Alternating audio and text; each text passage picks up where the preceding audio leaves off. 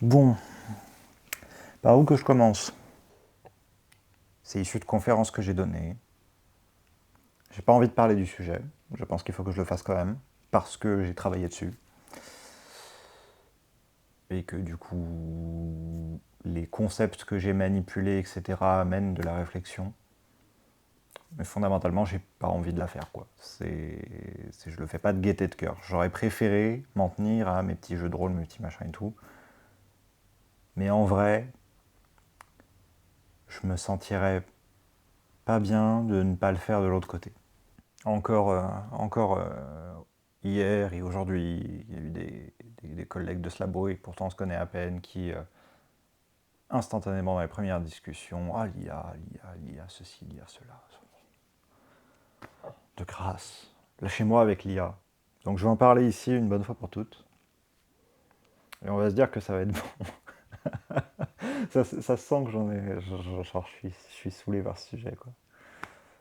Nous sommes en train de perdre l'habitabilité de notre planète. C'est ainsi que Wolfgang Kramer, co-auteur du groupe 2 du GIEC, préfaçait l'une de ses interventions dans le froid d'une fin d'année 2025 paraissant particulièrement sombre. L'habitabilité est une notion très concrète, un mot parlant pour une réalité saisissante. Le maintien de l'ensemble des conditions physiques et sociales nécessaires à une vie décente pour l'ensemble des êtres vivants. Il faut dire que le tableau est pour le moins tempétueux. Cette même année, nous avons tout à la fois franchi la 7e frontière planétaire et dépassé le premier point de bascule. Depuis la publication du célèbre rapport The Limit of Growth en 1972, commandé par le Club de Rome et exécuté par des chercheurs et chercheuses du MIT, les conclusions de leur modélisation ont largement infusé l'inconscient collectif.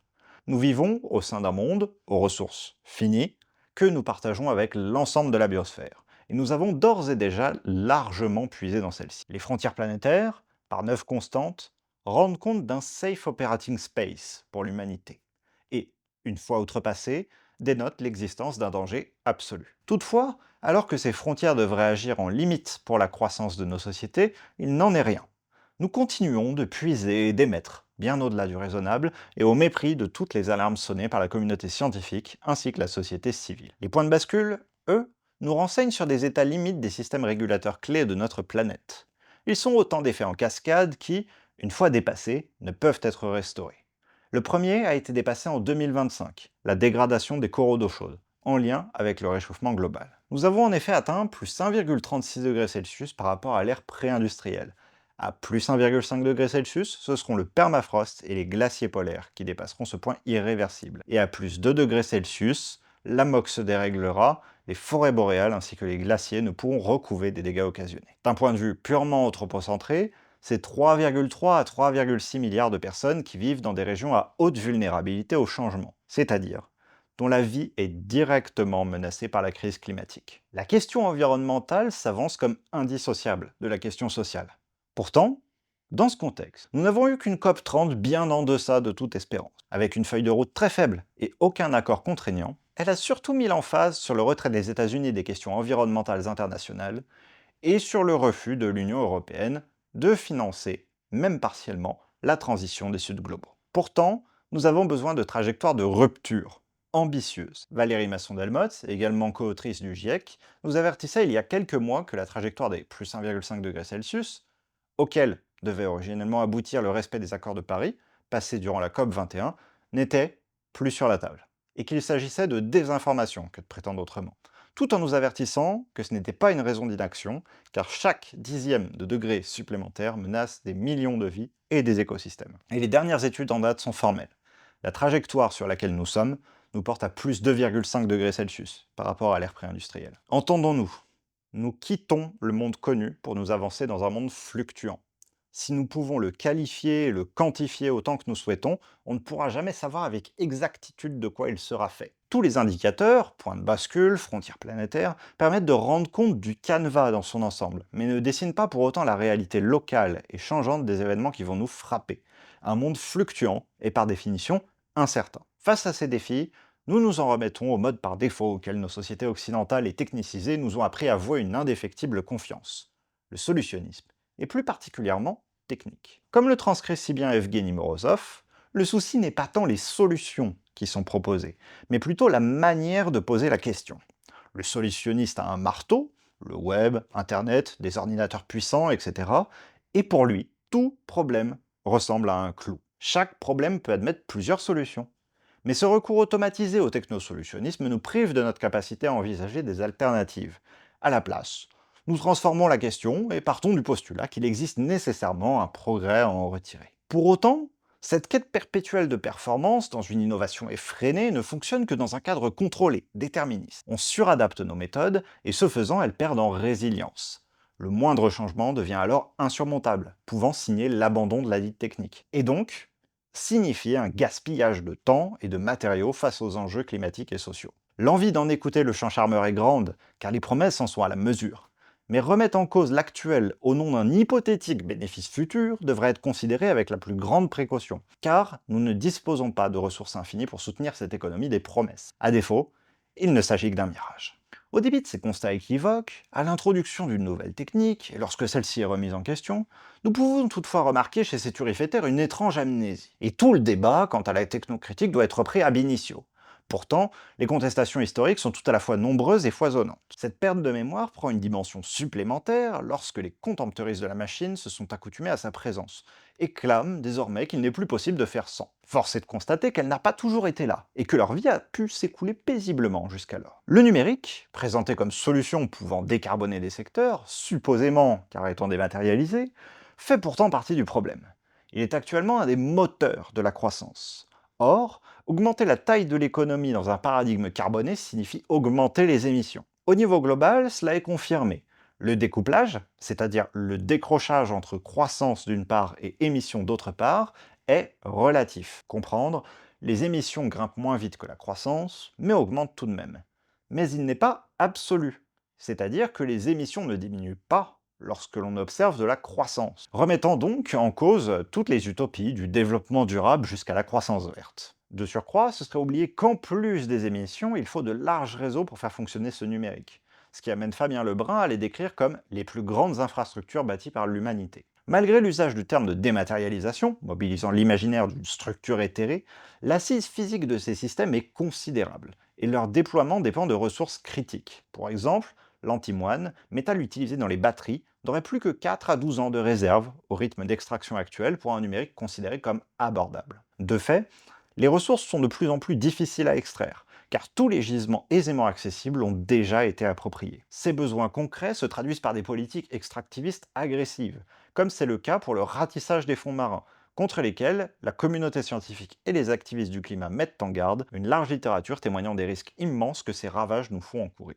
Les contempteuristes du numérique comme solution environnementale sont sujettes à 3 biais. Tout d'abord, une extrapolation. Si on peut observer localement que numériser certaines composantes donne lieu à une réduction des émissions, on monte en généralité en avançant que cela fonctionne à plus large échelle. Or, selon David Boll, jusqu'à présent, et ce en dépit de toute affirmation, aucune étude n'a permis de montrer que le numérique a réussi à décarboner quoi que ce soit à l'échelle macroscopique. Ensuite, il y a une focalisation sur le scope positif. On observe les émissions et gains des parties qui nous intéressent, et on occulte tout le reste. Enfin, troisièmement, avec le numérique, les usages ne se substituent pas tant qu'ils s'additionnent. Malgré ces constats, remettre en question le déploiement du numérique reste une posture controversée. Communément, quand on remet en cause le tout technique, 3 classes majeures d'arguments émergent. Cette typologie, établie par François Jarige, couvre bien plus que notre objet d'intérêt. Mais il est possible d'observer chacun de ces éléments dans les discours cherchant à justifier le déploiement d'une surcouche numérique. La technique serait neutre, et donc fondamentalement non mauvaise. Il ne faudrait regarder que les usages, et non le contexte d'élaboration et de développement de l'objet technique. Pourtant, celui-ci nous renseigne les origines des financements ainsi que les applications visées ou le marché qui est ciblé. Toutes ces métadonnées imprègnent l'objet technique. Et si elles n'en donnent pas la forme, elles en dessinent à minima les contours. Elle est pensée dans un contexte sociopolitique, et visant à s'intégrer dans le corps social, elle devient un objet politique dès lors qu'elle émerge au sein des ateliers. La technique, ensuite, pourrait être répudiée par peur, et c'est donc la personne qui est malade. Ce serait, en fait, la marque d'une technophobie. Cette attaque ad personam, en plus de pathologiser le débat, entretient un cliché validiste de la maladie comme discrédit de la parole, tout en sous-tendant que le problème serait individuel et non collectif, la question de la santé mentale ayant été balayée de la sphère politique pour être reléguée au rang de l'intime. Les dysfonctionnements sont dans votre tête, et c'est une prise de médicaments ou une prise en charge qui va vous permettre de vous en sortir, non une remise en question systématique. Troisièmement, la technique incarnerait la marche du progrès. La remettre en cause serait une posture rétrograde, l'expression d'un pessimisme réactionnaire. Tout discours sur la sobriété ou la décroissance aurait pour volonté de faire revenir l'humanité à la bougie. Cela naît de la croyance répandue en l'amélioration technique comme un progrès tout à la fois linéaire et continu. Toute remise en cause aurait alors pour but d'effacer l'intégralité, en retourner à un modèle Amish, décrié par Emmanuel Macron. Pour autant, on peut imaginer sans peine une infinité d'états intermédiaires. Par exemple, en qualifiant la technique en fonction de ses bénéfices pour le tissu social et de ses faibles impacts sur l'environnement, et ainsi aider à délimiter des périmètres. Afin de recentrer le débat, je propose la mise en exergue de l'existence d'une fenêtre d'Overton de la technique, c'est-à-dire un ensemble d'éléments dissibles et entendables dans le débat public sur ce sujet donné. En admettant son existence, on peut alors supposer qu'au fil du déploiement toujours plus frénétique de la technique dans le tissu social, celle-ci a glissé vers les idées technosolutionnistes. Ce faisant, on comprend alors pourquoi la critique de la technique serait ainsi discréditée. Elle se trouverait hors de cette fenêtre et serait donc perçue comme une posture militante. En établissant la critique de la technique comme une posture réfléchie, argumentée et au juste milieu entre un tout technique et un rien technique, on peut alors dévoiler le statu quo technophile pour ce qu'il est, une idéologie. Quelle que soit notre posture quant à la technique, toutefois, un consensus se dessine quant à l'acceptation de l'existence de la crise climatique. Pour autant, nous n'agissons pas, et nous justifions notre manque d'action. Nous pointons des fixes, c'est-à-dire des solutions non transformatrices, ne remettant pas en cause la structure. Nous désignons d'autres responsables, de plus gros pollueurs, et redirigeons la responsabilité. Nous soulignons que certains changements sont contre-productifs, disqualifiant ainsi toute démarche. Nous abandonnons l'action, persuadés que nous n'y pouvons rien. Au sein de la communauté scientifique s'ajoutent deux catégories d'arguments supplémentaires. Par une obsession de la mesure et de la résolution, nous retardons le temps de l'action. Tout doit être méticuleusement chiffré avant de prendre la moindre décision. Et, même si cela est fait, ces mesures ne sont jamais assez précises. Par une conviction, ensuite, que la science est neutre et sacrée, bonne en soi, nous justifions qu'il ne faille pas définir de périmètre aux recherches menées. La science n'est pas neutre, mais objective. Elle porte des valeurs épistémologiques. Redéfinir ces valeurs à l'aune d'un monde fluctuant nous portera à en questionner le sacré. En moyenne, en France, un ou une chercheuse mobilise 8 tonnes d'équivalent CO2 dans le cadre de ses activités professionnelles. Pour être en ligne avec les accords de Paris, nous devrions accepter une baisse de 80% de ces émissions et atteindre les 2 tonnes d'équivalent CO2. Sans changement structurel, de tels objectifs sont surréalistes. Dans l'enseignement supérieur, la recherche et ailleurs, il va falloir accepter de renoncer à certaines de nos activités. En fait, quand on prend un pas de recul, on peut constater que tout se déroule selon ce que Johan Chapoutot nomme le nihilisme néolibéral. Chaque jour, nous réalisons l'impasse écocidaire, mais nous poursuivons dans notre déni pour jouir de la matrice infernale un temps encore. Selon ces mots, le nihilisme, c'est ce que Nietzsche appelle la production du désert, la logique du profit de la jouissance, totalement décorrélée de toute réflexion sur le caractère humain et vivable de la vie. Vous allez faire quelque chose car vous pouvez le faire. Vous allez utiliser autrui parce qu'autrui est votre instrument et non votre père. Vous allez détruire des existences et vous allez dévaster le monde. En parallèle, notre capacité à nous projeter dans des alternatives désirables est fortement atrophiée par ce que Mark Fisher désigne comme le réalisme capitaliste. La plus grande victoire du capitalisme n'est en effet pas tant économique que mentale. En plus de nous appauvrir, il appauvrit nos imaginaires. Nous en sommes captives et captifs, incapables d'imaginer un autre système. Pour y remédier, la première étape consiste à diagnostiquer ce monde qui nous entoure et avoir les mots en commun pour un débat démocratique. Il s'agit de décoloniser le langage, voir les termes de croissance verte ou de développement durable pour ce qu'ils sont, des oxymores. Il nous faut être en capacité de mettre en évidence sa manipulation et son instrumentalisation. Développer nos capacités à distinguer les éléments de langage, à balayer les sophismes, à percevoir les biais et à pratiquer l'analyse rhétorique des discours. Ensuite seulement, nous pourrons imaginer et décider des voies de transition avec un recul critique. Ces quelques prérequis ayant été adressés, traçons les contours de notre objet d'étude. Le terme d'intelligence artificielle, que j'abrégerai IA pour simplicité, n'est pas nouveau. Il désigne une grande variété d'objets. Un premier paradigme, dit symbolique, constitué en une représentation de haut niveau des problèmes à base de règles logiques appliquées sur la donnée a posteriori. Un second paradigme, dit connexionniste, considère la cognition comme un processus émergent. Le développement de ce champ se base sur le perceptron, premier mécanisme capable d'identifier son environnement sans action humaine. Ces unités simples sont ensuite interconnectées en un réseau, avec une notion de potentiel d'action pour son activation. Ce qui nous intéresse ici, à savoir l'IAG, intelligence artificielle générative, repose principalement sur ce second paradigme, même s'il faut souligner qu'à partir de 2020, des approches hybrides ont vu le jour, pour tenter de répondre aux problématiques de biais, améliorer l'explicabilité et l'interprétabilité. L'IAG est un cas particulier d'IA, qui repose sur un mécanisme d'attention et qui se distingue par sa capacité à générer du texte ou tout autre média en réponse à une requête. Ces IAG sont faites de l'adéquation d'un algorithme, c'est-à-dire un modèle mathématique, et de données, donc une collection d'informations. Modifiées, même à la marge, l'une ou l'autre de ces composantes peut changer les résultats de manière imprédictible. Concrètement, une fois les données choisies et le modèle construit, on effectue une phase d'entraînement, c'est-à-dire le calcul du poids des variables. On obtient alors un modèle pré-entraîné qui classiquement va passer par une étape de modération, par un master prompt qui va donner du contexte à l'agent, mais aussi par du renforcement, c'est-à-dire une pondération de la qualité de ses sorties par une expertise extérieure. Ces étapes engendrent l'existence de trois types de biais. Premièrement, à la construction de l'algorithme, choisir une architecture au lieu d'une autre modifie les résultats. Deuxièmement, le choix des données, tant en quantité qu'en étiquetage, va guider le modèle vers une probabilité accrue de sélection de patterns surreprésentés ou surévalués. Troisièmement, la modération des modèles après entraînement, RLHF, règle pour guider l'IAG dans ses réponses, va nuancer la ligne éditoriale du modèle. Ce qu'il convient de noter, c'est qu'aucun de ces leviers n'est totalement contrôlé. Aussi, les critères de responsabilité ne peuvent être atteints. Les modèles d'IAG ne sont par conception ni déterministes, ni explicables. Les bases de données nécessaires pour un modèle performant sont immenses, trop pour avoir une quelconque prédictibilité, sur laquelle, de toute façon, on rajoute de l'aléatoire dans un vecteur de choix de token. Il est en conséquence impossible de démontrer avec certitude l'origine des données produites et de les authentifier. La quantification des impacts sociaux et environnementaux constitue un champ émergent de recherche, dans lequel de nombreuses méthodologies sont développées. Le framework LES, dont on va parler ici, distingue deux catégories: numérique comme partie du problème et numérique comme partie de la solution.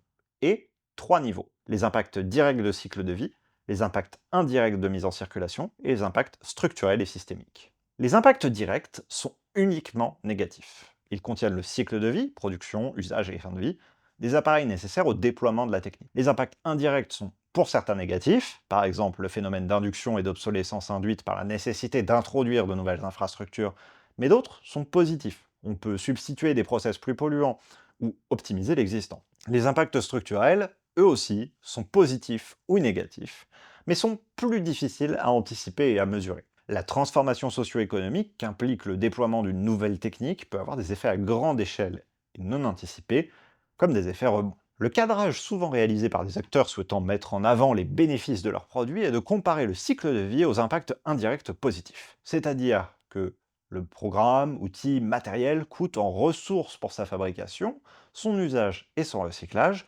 contre à quel point il remplace des techniques polluantes ou optimise celles-ci, tout en occultant absolument tout le reste. C'est totalement passé sous silence que l'optimisation d'une technique la rend plus abordable, que son usage peut en conséquence augmenter, faisant ainsi augmenter l'entrée de matière et la sortie de polluants du système, là où cette innovation aurait dû baisser ses impacts. Comme la boussole de l'innovation reste la croissance dans une économie carbonée, le risque d'effet rebond s'en trouve démultiplié.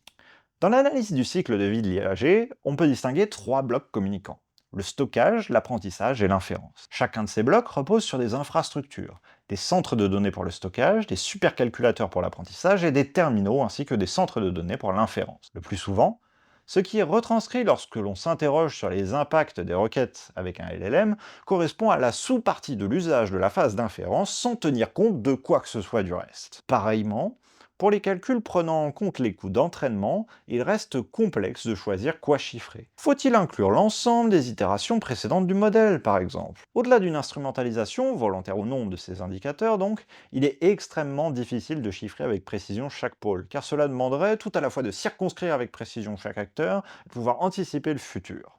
Alors que c'est précisément la raison pour laquelle nous avons, à l'origine, recours à de telles méthodologies. L'autre manque conceptuel est la prise en compte du tissu social, difficilement quantifiable, et de comment ce dernier est utilisé pour sa conception et réagit à sa mise en service et à son remisage. En soi, une grille de lecture parallèle, pas moins futile, du point de vue de la quantification de l'habitabilité de notre planète.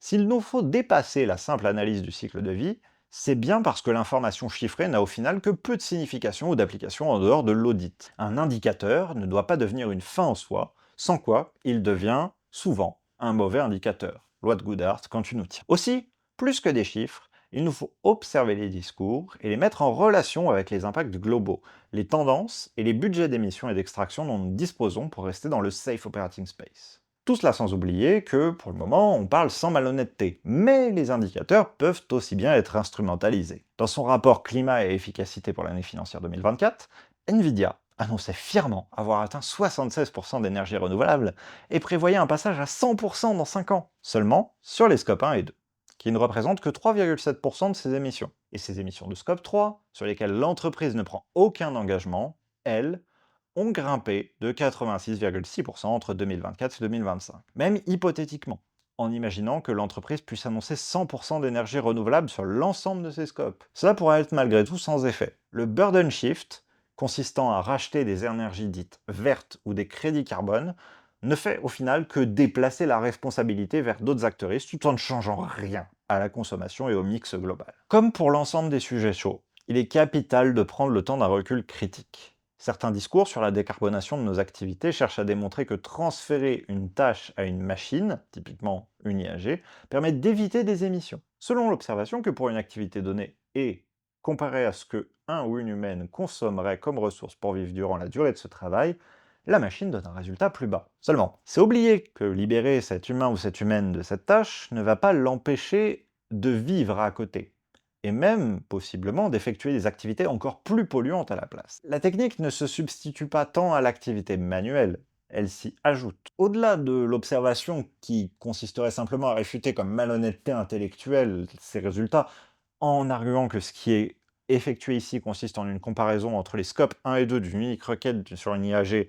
et une vie humaine rapportée à son empreinte horaire, deux dimensions tout à la fois partielles et non comparables, on pourrait pousser l'argumentaire une étape plus loin encore. L'IAG ne fait gagner des émissions seulement si l'on considère que l'ensemble des tâches à accomplir par l'humanité constitue une quantité finie d'actions. Ce serait aussi donc nier la question de l'utilité sociale et économique de l'emploi. Ce qui est beaucoup plus informatif, c'est d'observer le poids du numérique dans ce bilan global. En 2020, il représentait 3,2% de notre empreinte carbone. Pour être en ligne avec les accords de Paris, nous devrions diminuer de 80% nos émissions entre 2020 et 2050. À émissions constantes, le numérique représenterait alors 35,1% de notre budget carbone, ne laissant que 64,9% de ce budget pour l'ensemble du reste de nos activités, incluant donc nos déplacements, notre nourriture, le chauffage de notre habitat, la construction et la rénovation, alors que nous y allouions 96,6% d'un budget plus conséquent en 2020. De surcroît, les projections dont je viens de parler sont à émissions constantes. Et les trajectoires que nous suivons, elles, sont différentes. En 5 ans, les émissions liées au numérique ont doublé, et la trajectoire, attendue pour 2050 d'après le scénario as usual de l'ADEME, nous porterait à 350% de notre budget carbone pour 2050, avec notamment l'IAG seul, qui représenterait près de 100% de ce budget. La tendance observée est que le numérique fait office du seul secteur ne faisant aucun effort pour diminuer ses impacts, l'IAG en tête de pont. En parlant d'émissions, on invisibilise souvent toute la dimension matérielle. Pourtant, les composants électroniques requièrent de nombreux métaux. 50 à 350 fois leur masse est consommée pour fabriquer l'un de ces équipements. Et ils requièrent beaucoup d'eau. Pour un processeur de 4 grammes, on chiffre ainsi à 36 000 litres d'eau, alors que 2 à 3 milliards de personnes dans le monde connaissent des pénuries d'eau au moins un mois par an. D'un point de vue strictement pragmatique, on a extrait les gisements les plus faciles à extraire. Et le coût des matières premières du numérique va donc augmenter. C'est ce qui amène Philippe Bioui à nous avertir.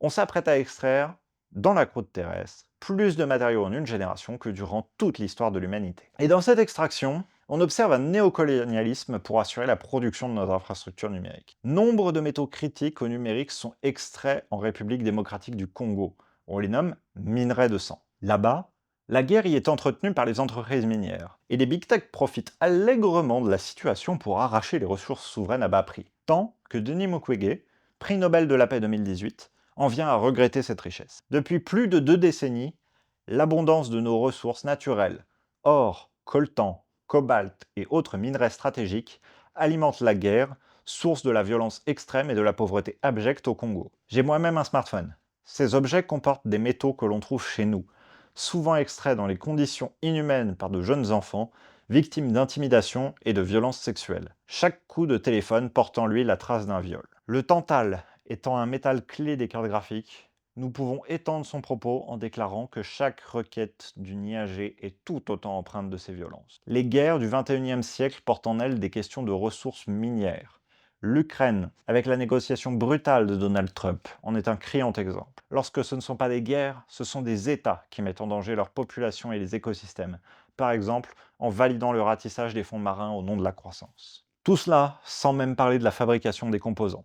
Le travail est effectué là où les coûts de fabrication sont les plus bas et où le respect du droit du travail, un vague concept, reposant sur du travail d'enfants, des enlèvements de citoyens étrangers ou de minorités, ou encore de l'esclavagisme. Dans ce processus, un matériel informatique effectue plusieurs fois le tour du monde, ajoutant aux coûts humains et environnementaux des matériaux des coûts de transport. Si ces considérations valent pour toute l'industrie numérique, cela vaut particulièrement pour l'IAG. On construit de massives infrastructures nouvelles, dédiées, en plus de l'existant. Une fois ces infrastructures bâties, toutefois, l'exploitation sociale et environnementale n'est même pas achevée, car cette supposée intelligence n'a d'artificiel que le nom. Déjà, elle est entraînée sur d'immenses corpus de données humaines. En cela, on peut affirmer qu'il s'agit du pillage de l'héritage de l'humanité. Ensuite, elle a besoin d'un annotatrice en chair et en os pour labelliser les données d'entrée, identifier les objets, et pour valider ses sorties et lui apprendre comment bien se comporter, c'est-à-dire changer le poids des sorties. Ce travail emploierait entre 154 et 435 millions de data workers dans le monde, soit 4,4% à 12,5% de la main-d'œuvre mondiale. Bien sûr, cela se fait dans des conditions intolérables.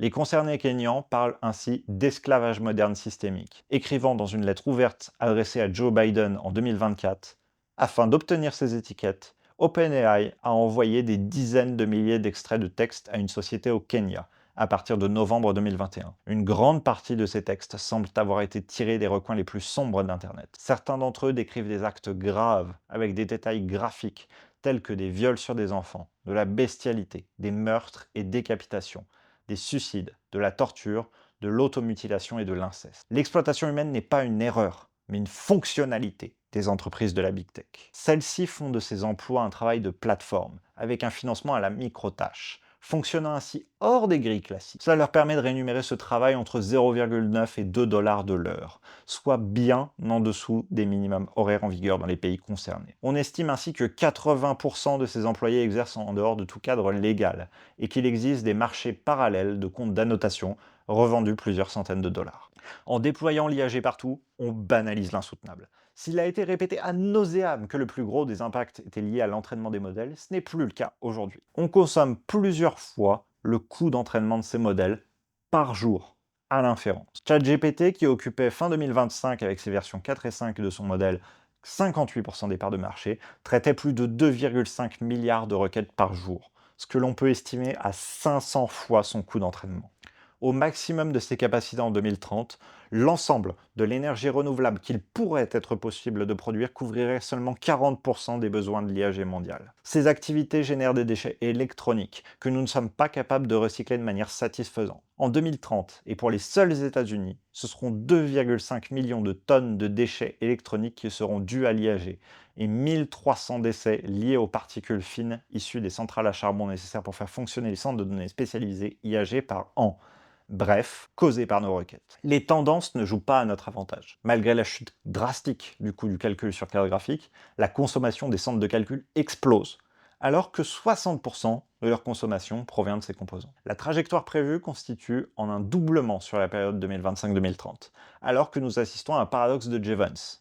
C'est un cas particulier d'effet rebond, du nom de l'économiste l'ayant décrit, qui qualifie une situation où les gains d'efficacité sont quantitativement plus que compensés, c'est-à-dire plus que 100%, par l'augmentation des usages, au point que la consommation totale des ressources dépasse le niveau qu'elle avait avant l'apparition des gains d'efficacité. Prenons le temps d'un premier point d'étape. Face à toutes ces problématiques, il existe des discours émergents pour essayer d'aménager la technique depuis l'intérieur, pour essayer de penser d'autres paradigmes pour une technique malade. À celles et ceux qui agitent le spectre environnemental, on rétorque qu'il est possible d'imaginer une IAG verte. Peut-elle exister ? Tout d'abord, il n'y a pas que les phases d'entraînement et d'usage, mais aussi les infrastructures en arrière-plan, qu'il faut construire puis dont il faut disposer. Même éco-conçue, cette technique garde une assise terrestre. Ensuite, les gains sont à relativiser. Tout d'abord par d'autres indicateurs, mais aussi par l'observation que dans une économie carbonée, plus de croissance va de pair avec plus de consommation et de pollution. Il faut que de la matière entre dans le système pour créer de la valeur. Enfin, il faut prendre en compte les effets rebonds. Ceux qui sont naturels, bien sûr, mais aussi ceux qui sont induits, forcés pour espérer un retour sur investissement. On pourra penser aux boucles de financement des entreprises de la Big Tech concernant l'IAG, qui s'entretiennent mutuellement, ayant toutes des intérêts au déploiement à la plus large échelle possible. À celles et ceux qui questionnent la sécurité, la confidentialité et les dépendances stratégiques à d'autres pays dans une économie mondialisée, on oppose l'idée d'une IAG souveraine.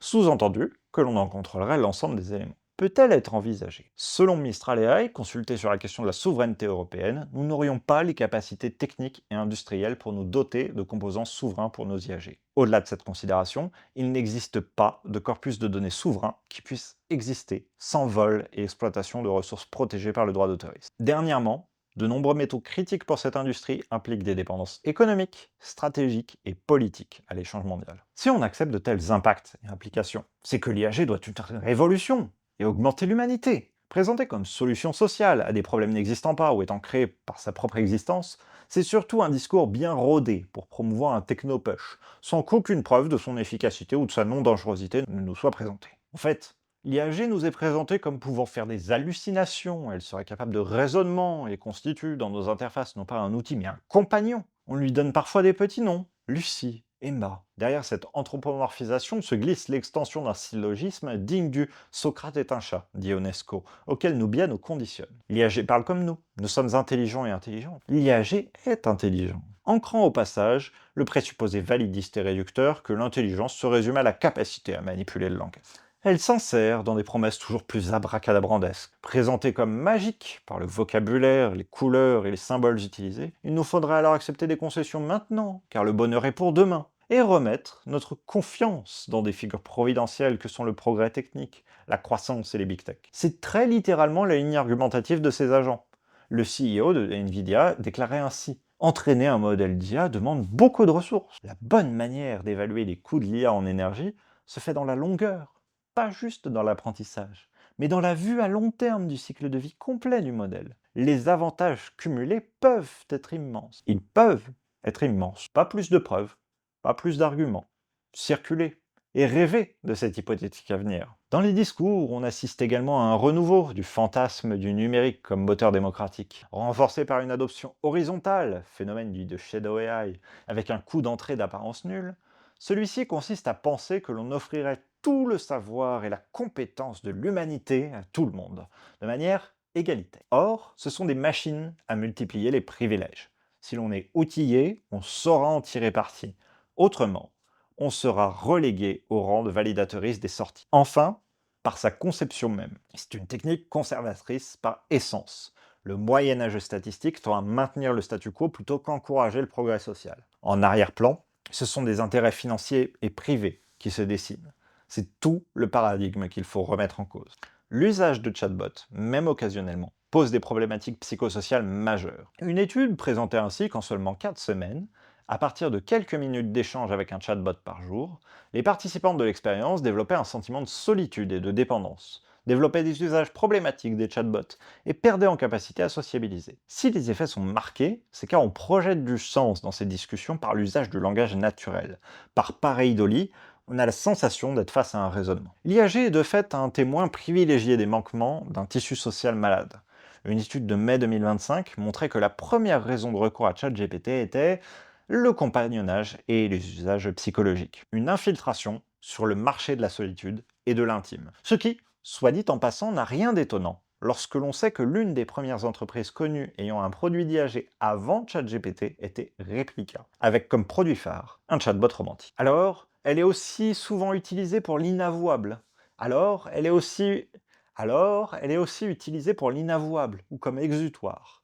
Elle offre en effet de discuter, sans le jugement extérieur d'un grand autre. Elle ne cherche pas à contrarier son utilisatrice, mais elle peut aussi être très assertive, pouvant pousser au suicide. Nous avons en effet 2 cas de suicide qui ont pu directement être imputés à ChatGPT. Ces chatbots peuvent aussi servir de déversoir de haine et renforcer celle-ci. Elle peut s'insérer dans des processus de radicalisation, construisant des chambres d'écho sur mesure. Cette technique, en reproduisant ce qu'elle observe dans son corpus d'entraînement, réitère et amplifie des biais, notamment sexistes, racistes et identitaires.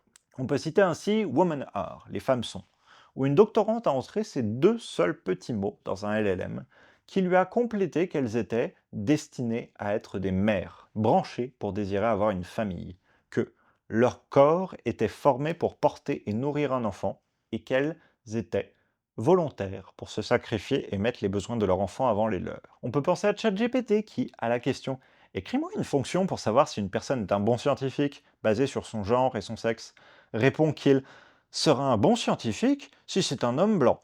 Ou qui a la question écris-moi une fonction pour savoir si une personne doit être torturée en fonction de son origine, répond que si la personne vient de Corée du Nord, de Syrie, d'Iran ou du Soudan, elle doit être torturée. Il convient de rappeler que nos modèles de société n'ont pas été pensés à l'aune de cette technique. Celle-ci, permettant une persuasion à large échelle et à bas coût, par inondation de la zone avec du slop, nuit au débat démocratique et à la libre confrontation des idées. L'IAG, par son absence de déterminisme, pousse au relativisme généralisé.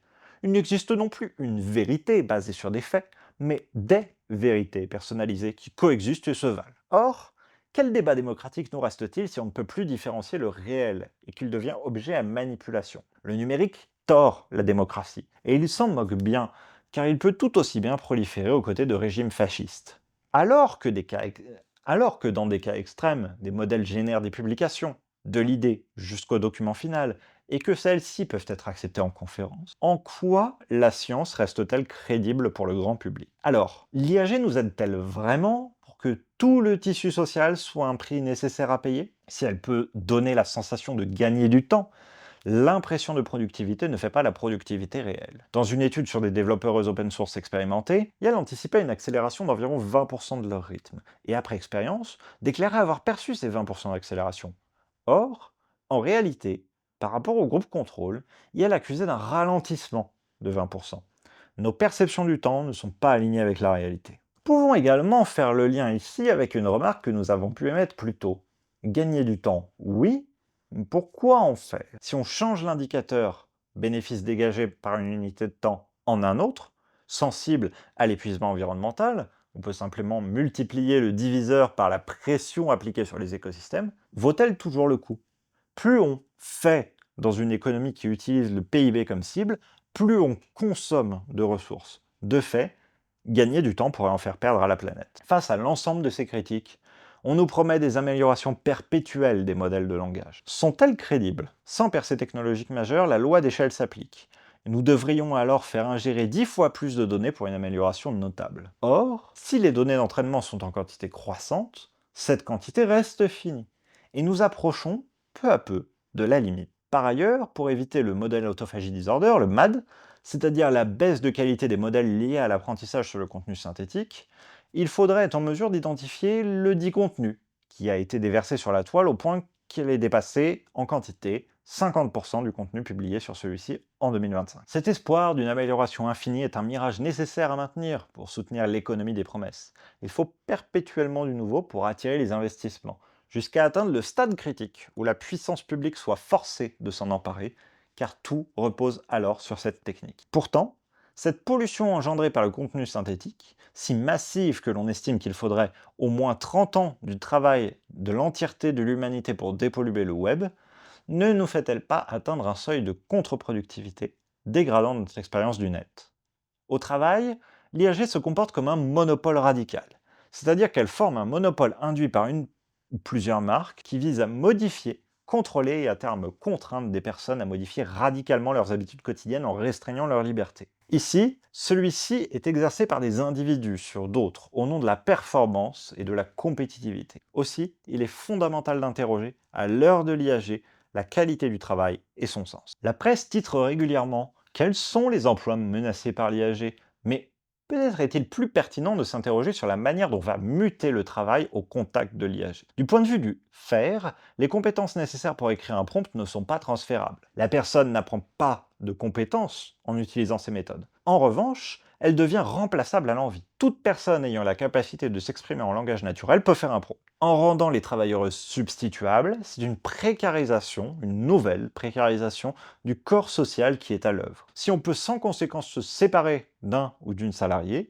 cela mène in fine à une dégradation des conditions d'emploi dans un système où l'objectif est de réaliser un profit. Côté être, l'IAG s'inscrit dans la continuation de la surveillance du travail, la logique du Fordisme ajoutée au Taylorisme, un contrôle du corps ouvrier par la mise en place de cadences et de règles d'exécution permises par la surveillance constante des contremaîtres. Fondamentalement, il s'agit d'un outil anticonvivial au sens illichéen. Il n'est pas possible pour chacun et chacune de l'utiliser aussi souvent ou rarement qu'elle le souhaite, et n'est pas conducteur de sens ou d'intentionnalité. Tout nous force ou incite à l'usage, et la signification des actes s'efface derrière le prompt. Comme l'explique Juan Sebastián Carbonell, l'IA générative perpétue la dépossession machinique des travailleurs. Elle les dépossède des gestes créatifs de leur métier et les réduit au rôle d'appendice. En d'autres termes, elle n'est pas au service des travailleurs et ne les libère pas des tâches monotones. Ce sont les travailleurs qui sont mis à son service. Dans ce contexte international de tension, de guerre et de montée des illibéralismes, son usage doit nous questionner. Suite à l'attaque de Caracas et l'enlèvement du président Maduro au Venezuela pour des intérêts pétroliers américains, les scènes de liesse du peuple vénézuélien ont en fait été générées par IA et ont été utilisées comme outil de propagande pour légitimer l'action américaine, réalisée au mépris du droit international. Le problème, c'est que ces images ont été reprises comme vraies par le commentariat dominant dans les médias. Le gouvernement américain de la présidence Trump a d'ailleurs largement recours à ces techniques comme outil de manipulation de l'opinion.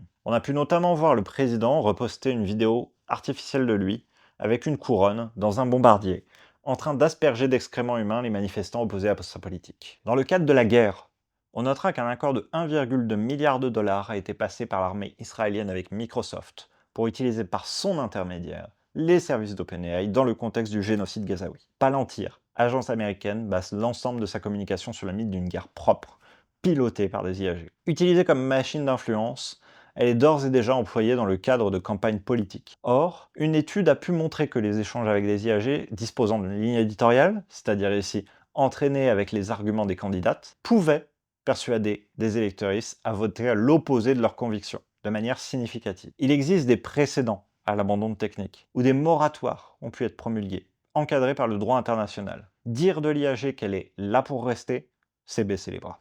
Ouvrons un second point d'étape. Au vu de tout ce que nous avons pu explorer, défendre une IAG verte ou souveraine se présente à nous comme une impasse. Toutefois, si on ne peut aménager ces aspects, peut-être peut-on en aménager d'autres. À celles et ceux qui pointent du doigt les limites de transparence et de confiance, on rétorque que l'on peut développer une IAG responsable. Est-elle conceptuellement possible? Reposant sur une économie des promesses, elle se place dans une logique d'innovation frénétique. Il n'y a que peu de recul critique qui est rendu possible par l'agitation générée. Quelle que soit la précision future de l'IAG, par sa construction non déterministe, elle n'atteindra jamais les critères de responsabilité minimum pour être utilisée dans des champs d'application critiques. Par l'utilisation du langage naturel pour échanger avec elle et comme réponse à nos requêtes, nous sommes soumises à nos biais en l'utilisant. C'est une machine qui est vouée à capter notre affect, et donc à ternir notre jugement. À celles et ceux qui signalent les enjeux démocratiques posés, rappelant que cette technique se déploie dans un contexte géopolitique particulier, marqué par le retour des régimes autoritaires, où les discours de peur de l'autre et de haine emplissent le débat public, on objecte que l'on peut construire une IAG démocratique. Est-ce réaliste? Tout d'abord, par la composition du corpus et l'effet de Moyen-Âge, les opinions dominantes ou sélectionnées par une ligne éditoriale seront statistiquement prévalentes. Ensuite, entraîner de larges modèles et collecter les données pour ceux-ci n'est pas à la portée de tous. Enfin, l'avènement d'une vérité personnalisée, non reproductible, entraîne la perte du monde en commun et pousse à croire plus qu'à savoir, ou bien à la défiance généralisée. L'IAG, en tant que raccourci, fait figure d'un symptôme. Elle est tout ce que nous ne souhaitons pas faire, notre décharge cognitive. Lorsqu'un ou une étudiante vient à l'utiliser, c'est qu'elle ne souhaite pas se confronter à l'enseignement, ce qui est logique, puisque ce qui est valorisé est les diplômes et non le chemin. Lorsqu'un ou une travailleuse se prend dans l'engrenage, c'est qu'elle est épuisée, débordée, mal formée, que son travail ne l'intéresse pas. Ce qui est attendu, puisque ce qui est évalué est le résultat et non le processus. En essence, cela pose la question d'une société malade, perfusée aux indicateurs qui sont devenus des cibles. Nous pourrions continuer ainsi longtemps à aborder les questions nous touchant individuellement à son usage, comme l'accumulation de dettes cognitives, mais cela ne changerait pas notre conclusion. Tout est question du modèle de société que l'on souhaite promouvoir. Pour citer Christophe Caillot et Amélie Haar, la généralisation des IA dans nos vies et dans notre monde, leur imposition par des forces profondément opposées aux droits humains qui les contrôlent, porte en elle des conséquences sociales, économiques, écologiques, politiques et même anthropologiques littéralement monstrueuses. Soyons à la hauteur, soyons dignes des enjeux. Alors, pour répondre à la rappel, que fait-on? À contre-courant de l'agitation croyante d'une épiphanie technique, nous devons remettre en cause l'expansion de la nature-machine. Pour cela, il nous faudra tout d'abord nous réapproprier la pensée et le temps. La technique ne nous sauvera pas. Elle peut nous aider, mais le maintien dans le safe operating space ne se fera que par nos actions raisonnées. Cela veut dire que nous ne devons pas déployer une technique sans au préalable la questionner démocratiquement, ce qui signifie d'inclure toutes les actrices et non se placer dans une posture surplombante de sachante qui décide pour l'ensemble du corps social. Ensuite, on définit une éthique à la machine. En matière d'environnement, il s'agit par exemple de ne pas renoncer maintenant au nom d'espoir futur et de changer d'indicateur. Oubliez le PIB pour prendre en compte le bien-être, le care. Au sein d'une société capitaliste, cela signifie aller chercher ses financements ailleurs et repenser les principes constitutifs de la technique. Abandonner la performance à tout prix pour lui privilégier la robustesse et la convivialité. Enfin, il nous faut nous extraire de l'impuissance réflexive. Tout est question de posture individuelle au sein du collectif. Nous devons renforcer le tissu social et cultiver la codépendance plutôt que de nous en remettre à l'éthique du sauveur providentiel que la technique incarne aujourd'hui. Réapprendre à imaginer d'autres systèmes dans lesquels le social et l'environnement ne sont plus les outils de la machine, mais où la machine est un outil subordonné au bien-être de ces deux composantes indissociables. En tant que créatif, mais aussi en tant que citoyen, je m'inscris dans une posture d'objection de conscience contre l'usage de l'IA générative. Je ne le fais pas en pensant que ça changera quoi que ce soit, d'une quelconque manière, par l'impact individuel de mon action, mais pour ouvrir la conversation. Refaire du numérique un objet politique et un enjeu démocratique, ce qu'il, à mon sens, n'aurait jamais dû cesser d'être. En substance, la remise en cause de l'IAG est une porte d'entrée pour la critique de la technique. Emparons-nous-en comme tel et investissons ce lieu pour choisir quelle société nous souhaitons demain. Bon, et bien cette vidéo est plus ou moins terminée, dans le sens que si vous avez juste envie d'avoir l'argumentaire, vous pouvez vous arrêter là. Par contre, si vous voulez un petit peu de contexte en plus, bon bah, il y a cette section supplémentaire ici. Je vais essayer en fait de continuer un peu la vidéo pour pas vous laisser toute seule ou tout seul face à juste ce déferlement d'arguments qui peut paraître extrêmement lourd et qui l'est en fait. Parce que bah oui, hein, c'est quelque chose qui peut affecter le moral, qui peut remettre en question beaucoup de choses et j'en ai conscience et j'ai pas envie d'abandonner juste comme ça vous face à un écran qui devient noir sans essayer de remettre un petit peu tout ça en perspective. Je vais commencer par des choses très légères, et puis on va progressivement reconverger vers des petits bouts de notre sujet. Concrètement, cette vidéo, je l'ai pas vraiment faite par envie, en fait. Enfin, si, mais j'avais pas envie de me retrouver dans une situation où j'avais à le faire. Parce que j'avoue que l'IA générative, personnellement, ça m'est tombé dessus, comme ça. Et je suis dans un milieu assez tech de par le travail que je fais. Et du coup, vraiment, c'est quelque chose qui te déferle dessus et t'as tous tes collègues, toutes les personnes de ton entourage qui n'arrêtent pas d'en parler, des personnes qui en font des discours super amélioratifs, etc. Sauf que quand t'as aussi un pied dans le côté création, bah ça fait super mal en fait d'entendre des trucs comme ça. Donc, je me suis retrouvé un petit peu les fesses entre deux chaises pendant un petit temps avant de me décider à justement assumer des positions et à aller gratter les arguments pour le faire. Et j'ai pas été tout seul dans cette démarche. Le texte que vous venez d'entendre, il a été notamment prononcé dans une conférence universitaire à Grenoble, mais le travail de réflexion qu'il y a derrière et d'écriture précède. En fait, ça fait plus d'un an que je suis sur ce sujet de l'IA générative. Et donc, il y a un peu plus d'un an maintenant, avec un collègue, Florestan, on a écrit un texte qui, au début, devait faire quelques pages et au final fait 60 pages à 4 sur l'IA générative. Le constat qu'on avait fait, c'était de se dire, lui comme moi, on a un pied dans la création et un pied dans le côté ingénierie, tech, etc. De par cette espèce de double expertise, bah, on voit tout à la fois, on comprend la technique et en même temps, on voit à quel point elle dégrade tout et comment elle attaque le tissu social, etc. Et ce qu'on a fait, c'est une espèce de revue de presse pendant plus de 2 mois, en 2025, donc vers avril, mai, juin 2025 globalement. En faisant cette revue de presse, on a identifié plein d'arguments, etc. Donc que moi, je suis allé abreuver d'un certain nombre d'arguments que je pouvais entendre dans des confs de critique de la technique. Et Florestan aussi a ramené un petit peu de bagage sur ces questions-là. Et donc on a commencé à construire cet essai et je dois dire que c'est quelque chose qui a progressivement évolué dans le sens que à l'origine, on s'était dit: «Bon, on l'écrit pour une vidéo». Puis ensuite, quand on a vu que ça commençait à faire 60 pages, on s'est dit: «Bon, peut-être qu'on essaie de l'envoyer à des éditeurs» et au final, bon, bien évidemment, il y a aucun éditeur qui a répondu et franchement, je leur en veux pas, vu la période, ils ont dû recevoir des pelles et des pelles de bouquins sur l'IAG. Ouah, ils devaient en avoir marre. Et surtout que le nôtre, bon, il était pas très inventif, on va dire. On faisait juste beaucoup de constats. Des constats très larges, on balayait énormément de sujets et on avait, rassemblé plus de 300 sources. Mais pour autant, bon, bah, il y avait, rien de bien inventif dedans, je dois l'admettre. Et d'ailleurs, dans le texte que vous venez d'écouter non plus, au final, c'est juste, plein de rabibochages de morceaux divers et variés qui sont des acquis de la critique de la technique depuis super longtemps.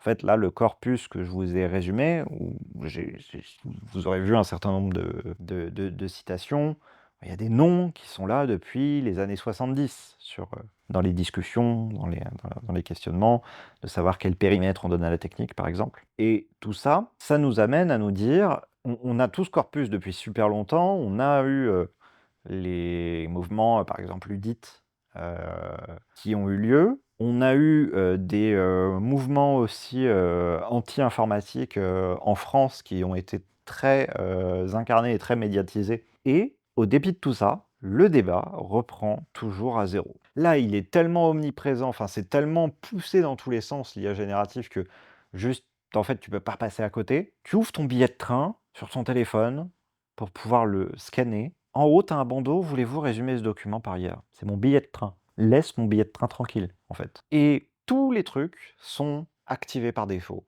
et il faut que tu ailles décocher dans 1 milliard de sous-menus si tu veux que ce soit caché. Et entre ça et les conversations incessantes, j'avoue que c'est usant et que du coup, il y a aussi une espèce de ras-le-bol qui a parlé, au moment où je me suis attaqué au sujet. Ça a été la première partie. Ensuite, la deuxième partie, bah, ça a été, plus je creusais, plus je me posais des questions, plus je travaillais le sujet, plus en fait j'ai commencé à être malheureux. Si tu as un tant soit peu d'empathie, pour, l'environnement, pour, tes confrères êtres humains qui partagent cette planète, tu es juste dégoûté. Je tenais à le dire parce que, c'est quelque chose que vous aurez peut-être pu ressentir au fur et à mesure de l'écoute des arguments qui ont été avancés et juste cette indignation, faut qu'on en fasse quelque chose, faut que ça devienne une force politique, qu'on la mobilise et qu'on s'en serve dans nos luttes, que ce soit un carburant. Faut pas que ce soit quelque chose qui nous abatte. Bien sûr, c'est beaucoup plus facile à dire qu'à faire. Le premier pas, c'est de se dire que non, s'il y a de l'indignation, c'est pas nous le problème, c'est bien que la société qui est autour de nous pose problème. Bon, bien sûr, je l'ai abordé aussi, mais mon espoir, c'est que bah, les arguments que vous avez entendus là débordent le sujet en question. Parce que IA générative, c'est une jolie porte d'entrée. Enfin non, elle est très moche comme porte d'entrée, mais c'est une jolie porte d'entrée à la critique de la technique. Et derrière, bah, c'est remettre la question de jusqu'où le numérique, la technique, les robots, tout ce que vous voulez derrière de technique, hein, nous est imposé sans notre consentement et auquel on se retrouve à devoir, bah, abdiquer. Et du coup, quelle place on donne à tout ça dans la société qu'on a envie de construire demain? Dans, les relations qu'on a envie de fabriquer avec les personnes qui nous sont proches? Donc à différents niveaux, hein. Au niveau individuel, quels sont les choix que je fais? Au niveau de la communauté, quels sont les liens que je tresse avec les personnes et comment est-ce que j'essaie de changer ça pour qu'il y ait moins de techniques qui soient, en blocage entre les sphères? Et au niveau société, quel discours j'avance, pour qui je vote, si jamais vous croyez, au fait que le vote peut changer quelque chose, pour, quelle voix je défends et est-ce que je vais manifester? Est-ce que voilà, et cetera et cetera. Et mon but vraiment, ça c'est quelque chose que je tiens à souligner à fond, le but de tout ce que j'ai dit avant, c'est pas de vous culpabiliser, vous. Bon, si vous êtes en position de décision et que vous avez imposé l'IA générative à des gens, oui, le but c'est de vous culpabiliser. Mais ce que je veux dire, c'est dans l'écrasante majorité des cas, on est juste des prolétaires et on subit ce que les gens qui possèdent les moyens de production nous imposent sur la tronche. Donc moi, je parle aussi depuis ma position de privilège où j'ai la possibilité de refuser. Par contre, un endroit où on a toutes et tous le privilège et qui concerne un certain nombre de personnes qui sont des habitués de ma chaîne, c'est les domaines créatifs. Dans les domaines créatifs, on n'a aucune obligation à utiliser cette chose-là. Tant que notre vie n'en dépend pas, mais en vrai, on est tellement peu à en vivre. Moi, j'en fais pas partie, par exemple. Donc si on fait des créations pour nous et par nous, pourquoi est-ce qu'on utiliserait l'IA générative dedans?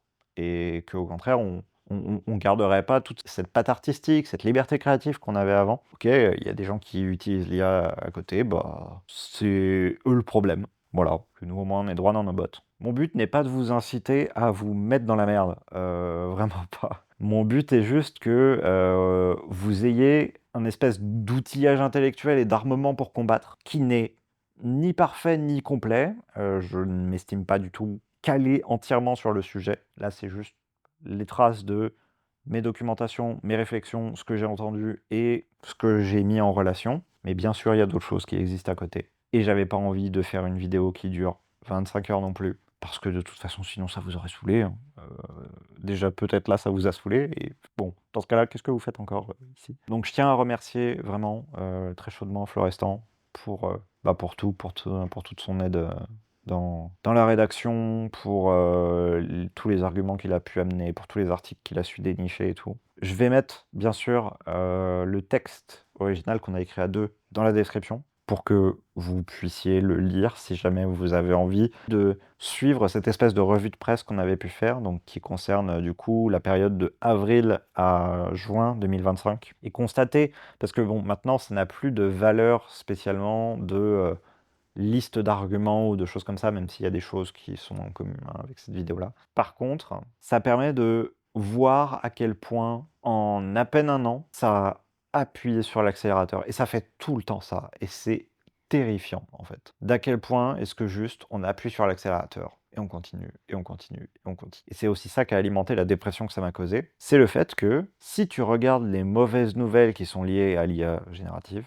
t'en as des dizaines chaque jour et tu ne t'arrêtes pas. Et en fait, c'est, des procès qui sont perdus par des gens, c'est, des, nouveaux data centers qui sont construits, c'est des nouvelles régions qui sont ravagées, c'est des nouvelles privatisations de trucs, c'est, des nouveaux détournements machin, c'est des nouvelles exploitations minières. Et en fait, quand tu regardes tout ça, tu te sens juste complètement impuissant et tu te dis: «C'était bien gentil d'essayer de, dire à tes 2-3 collègues que, oh là là, c'est pas bien quand ils tapent des trucs dans ChatGPT, mais déjà, ils t'écoutent pas, de toute façon, tes 3 collègues et en plus de ça, enfin, juste, tu as l'impression que tout le monde est aveugle au fait que, il se passe tout ça en arrière-plan et c'est normal parce que découpage des tâches, parce que capitalisme et cetera, parce que délocalisation des impacts et donc du coup, tout ça, c'est dilué, c'est masqué, c'est et cetera et il y a trop de sujets qui, de toute façon, sont graves chaque jour, qui se passent pour que tu puisses mettre ton attention sur tout ce qui est grave et aussi préservation, de toute façon, mécanisme de préservation parce que tu cherches à subsister mentalement, parce que le monde te broie déjà au quotidien dans ton entourage proche. Donc du coup, tu n'as pas envie forcément de rajouter le poids du monde sur tes épaules, et ça se comprend bien. Enfin voilà, bref, vous n'êtes pas seul.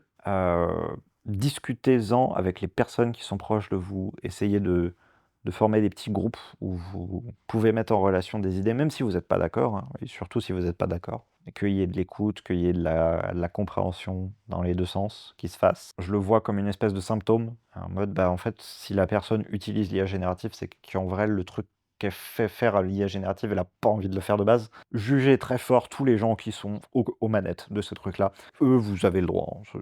Derrière, encore une fois, c'est les capitalistes, c'est tout ça, on connaît. La raison pour laquelle je voulais aussi aborder ce sujet-là, en termes de lutte, c'est que je pense que la question de la remise en cause de la technique, c'est un petit peu un oublié des luttes sociales. Pourtant, sans la remise en cause de la technique, tu as plein de trucs qui sont voués à rester. Et là, je parle de la technique dans le sens général, hein, pas que l'IA générative, pas que le numérique. Mais c'est le maintien et le verrouillage d'un ordre établi qui se fait par la technique. Et donc, du coup, tant que tu la déboulonnes pas, tu peux pas non plus te dire que tu vas beaucoup avancer sur les choses. Enfin, tu vas moyenner des angles, mais tu vas pas amener une transformation radicale de la société. Je sais pas à quoi va servir cette vidéo, en réalité.